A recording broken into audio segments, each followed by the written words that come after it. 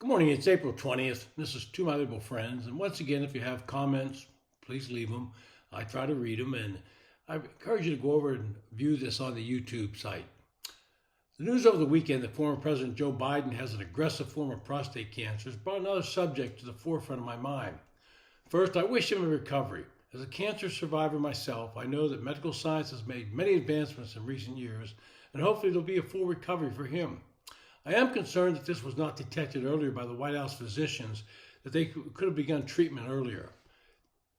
The subject that comes to my mind is the age of so many of our political leadership. I'm almost 76 years old, and I know that age has brought on a lot of differences in my life. Age catches up to all of us at different levels. For some of us, it will be physical limitations, and for others, our mental cognitive state will start to diminish. The Constitution of the United States has very specific language on the minimum age people must be to hold federal office. In the case of the presidency, someone must be a natural-born citizen and be at least 35 years of age. To be a member of the House of Representatives, you have to be at least 25 years old, and in the Senate, you have to be 30 years old. Our founding fathers put these minimum ages in place to ensure that those elected to these offices had a certain level of maturity. Interestingly enough, there are no age requirements to sit on the Supreme Court. In the past 200 years, we have seen life expectancy grow. As an example, in 1933, when the Social Security Act was written, the median death age in the United States was about 65. Today, that age has increased to just north of 76. We're living longer, and with that comes the disadvantages of advanced age. For this reason, I've come to believe that we need to place age limitations on those that hold federal office. At the start of this Congress, there were 35 members of the House that were over the age of 75. Of that number, 8 were Republicans and 27 were Democrats.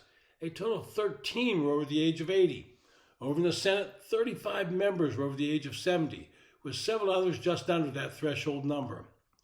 Well, I spent 42 years working in Washington, D.C., both as a staff member in the Senate, as a government relations person, working with both the House and the Senate. And I've seen way too many members who were past the age of when they could still be effective. Dianne Feinstein, the senator from California that passed away last year, was in her 90s and had gone from one of the most brilliant minds in the Senate to a shell of herself and suffering from clear cognitive loss.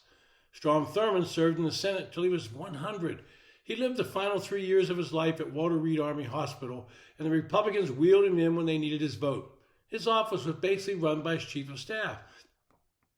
Robert C. Byrd had gone downhill, and the Democrats forced him out of the leadership position, but allowed him to retain the chairmanship of the Senate Appropriations Committee. He died in office.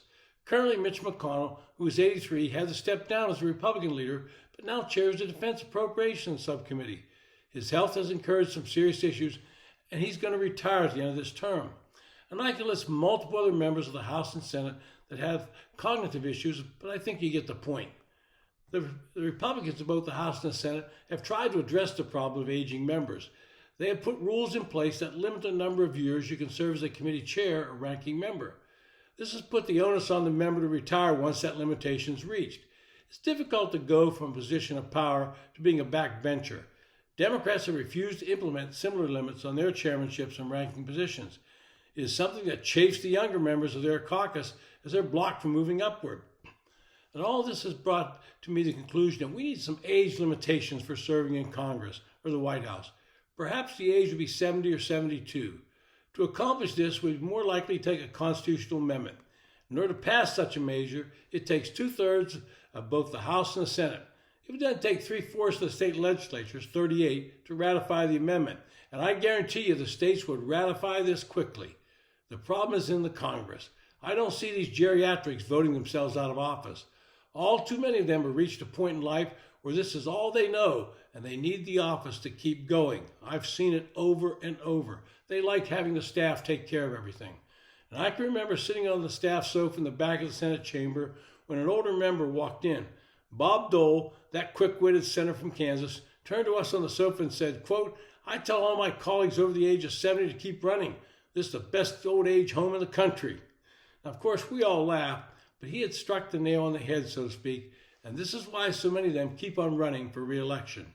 This has been To My Liberal Friends. Thanks for listening.